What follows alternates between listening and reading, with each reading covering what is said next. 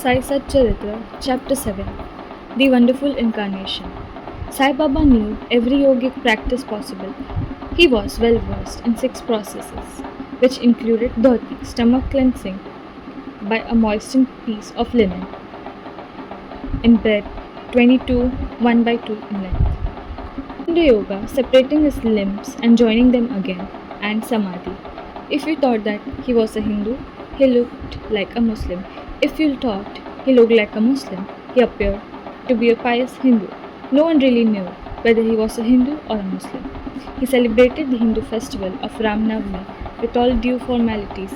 At the same time, permitted the sandal procession of the Muslims. He encouraged wrestling bouts in this festival and gave good prizes to winners. When it was time for the Gokulashtami, he got the Gopalkala ceremony duly performed. And during the Eid festival, he allowed Muslims to say their prayers in his masjid. Once, during the Muharram festival, a few Muslims proposed constructing a tajia or tabut in the masjid, keeping it there for a few days and afterwards taking it in procession through the village.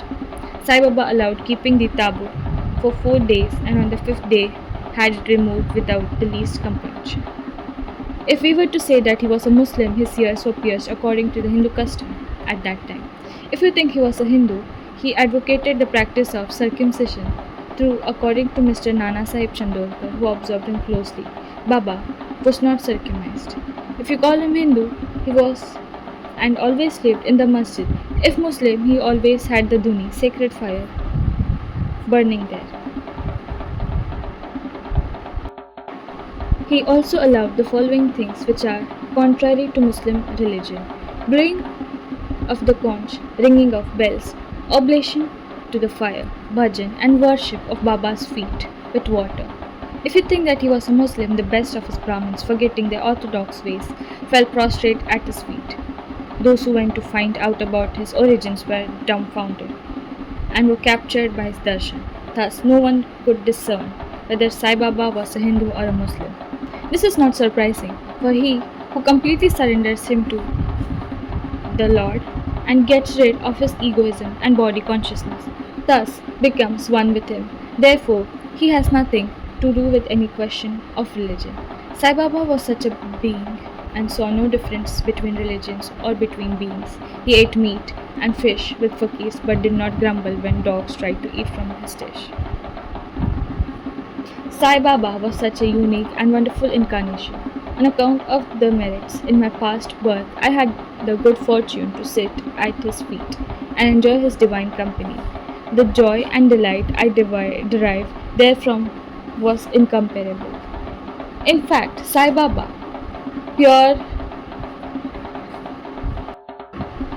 divine bliss and consciousness, I cannot sufficiently describe his greatness and uniqueness.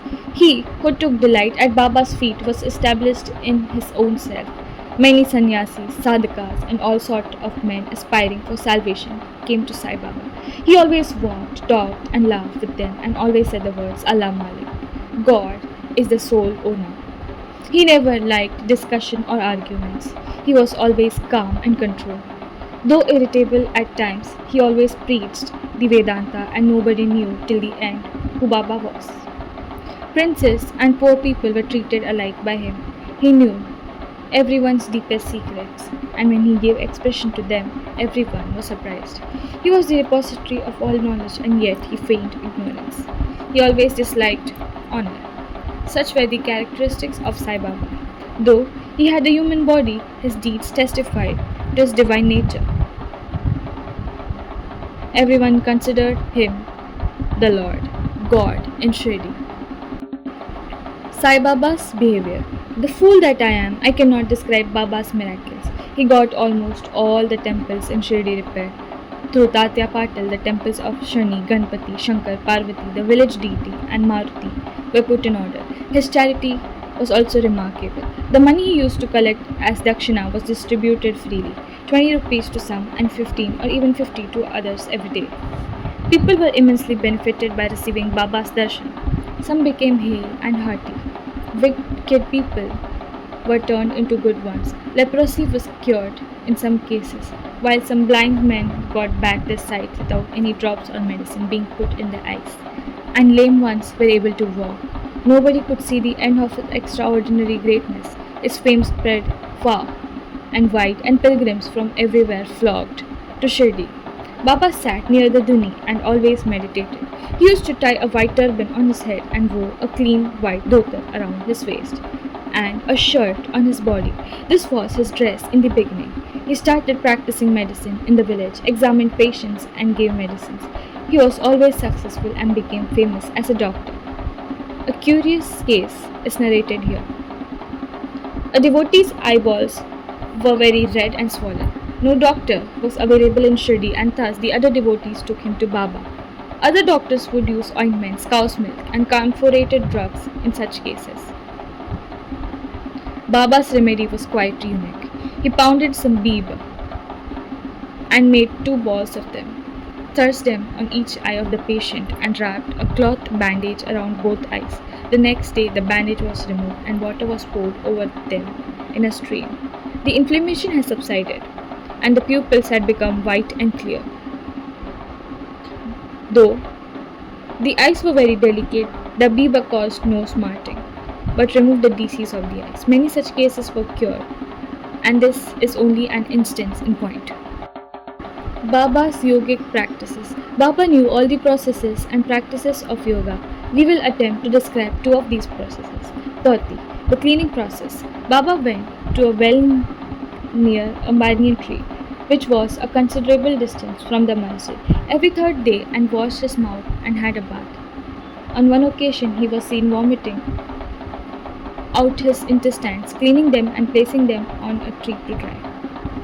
There are persons in Shirdi who have actually seen this and have testified to this fact.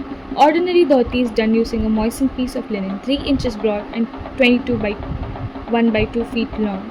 This piece is ingested and allowed to remain in the stomach for about half an hour and then taken out. But Baba's dhoti was quite unique and extraordinary. Khanda Yoga. In this practice, Baba extracted various limbs from his body and left them separately at different places in the masjid. Once a gentleman went to masjid, saw Baba's limbs lying separately at different places. He was terrified and he first thought of running up to the village officers and informing them of Baba being hacked to pieces and murdered. He thought that he would be held responsible as he was the first informant and thus knew something of the affair. So he kept silent, but the next day when he went to masjid, he was very surprised to see Baba hale, hearty and sound. He thought that what he had seen the previous day was only a dream. Baba practiced yoga from a very early age, but no one knew the proficiency he had attained. He charged no fees for his cures, became renowned and famous by virtue of his merits, and gave health to many a poor and suffering person. The famous doctor of doctors did not care for his own interest, but always worked for the good and welfare of others, sometimes suffering unbearable and terrible pain in the process. One such instance is given below, and it will show all the pervasive and extremely merciful character of Sai Baba. Baba's all-pervasiveness and mercy. In the year 1910, Baba was sitting near the Duni on Diwali day and warming himself. He was pushing firewood into the Duni, which was burning brightly. A little later, instead of pushing logs of wood, Baba pushed his arm into the Duni. The arm was burnt immediately. This was noticed by the servant Madhav and also by Madhavrao Deshpande, Shama. They at once ran to Baba, and Madhavrao clasped Baba by his waist from behind and dragged him forcibly backwards and asked, Deva, why did you do this? The Baba came to his senses and replied, the wife of a blacksmith at some distant place was working the bellows of a furnace. When her husband called her, she forgot that her child was on her lap. She instantly, hastily ran, and the child slipped into the furnace. I immediately thrust my hand into the furnace and saved the child.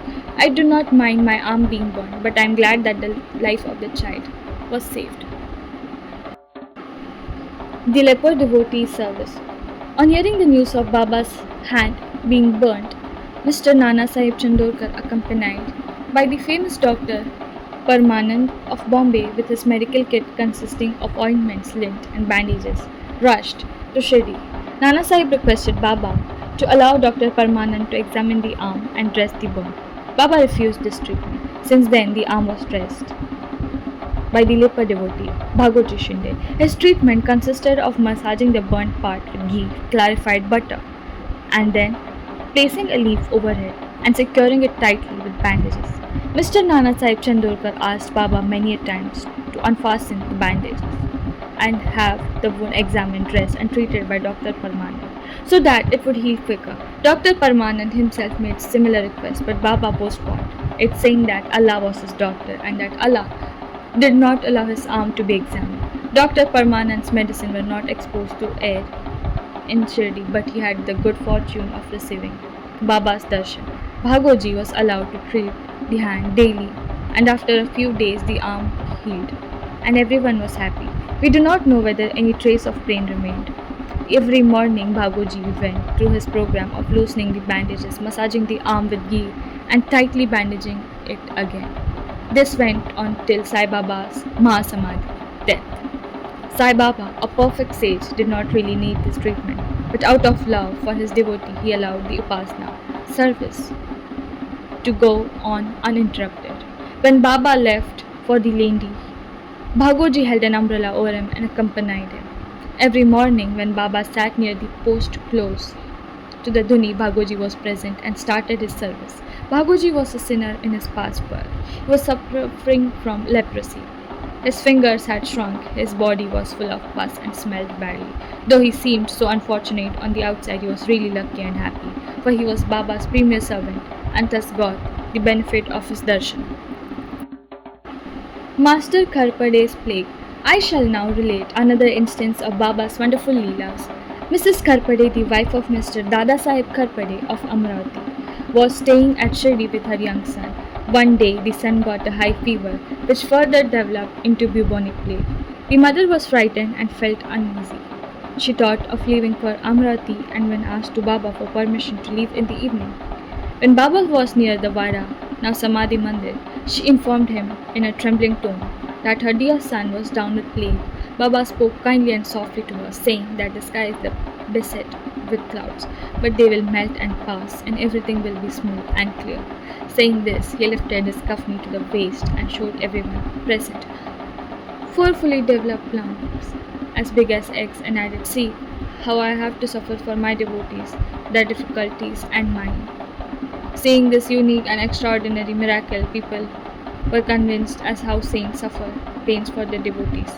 The mind of the saint is softer than wax. They love their devotees without any idea of gain and regard them as their true relatives. Going to Pandharpur and staying there. We shall close this chapter after relating a story illustrating how much Sai Baba loved his devotee and how he anticipated their wishes. Mr. Nana Sahib Chandorkar, a great devotee of Baba, was Mamlatdar and Nandurpur. In Khandesh, he was transferred to Pandharpur. His devotion to Sai Baba bore fruit as he got an order to go and stay at Pandharpur, which is regarded as Bhuvikunta, heaven on earth. Nana Sahib had to report to work soon after he received the order, so he left immediately, without even writing or informing anybody at Shirdi. He wanted to surprise Baba by visiting Shirdi, his Pandharpur, to see and bow before his Vitoba, Baba, and then proceed. Nobody dreamt of Nana Sahib's departure for Shirdi, but Sai Baba knew all about this, as he was omniscient. As soon as Nana Sahib approached Neemgaon, a few miles from Shirdi, there was a stir in the masjid at Shirdi. Baba was sitting and talking to Malaspati, Apashinde, and Kashiram when he suddenly said, "Let us all sing some bhajans. The door of Pandhari, the Pandharpur Maharaj, are open. Let us sing merrily." Then they all began to sing. The theme of the song being, "I have to go to Pandharpur, and I have to stay there, for it is the house of my Lord." Baba sang, and the devotees followed him. A short while later, Nana Sahib arrived in Shirdi with his family, prostrated before Baba and requested him to accompany them to Pandharpur and stay there with them. The devotees told Nana Sahib that Baba was already in the mood to go to Pandharpur, and thus this invitation was unnecessary. Hearing this, Nana Sahib was moved and fell at Baba's feet.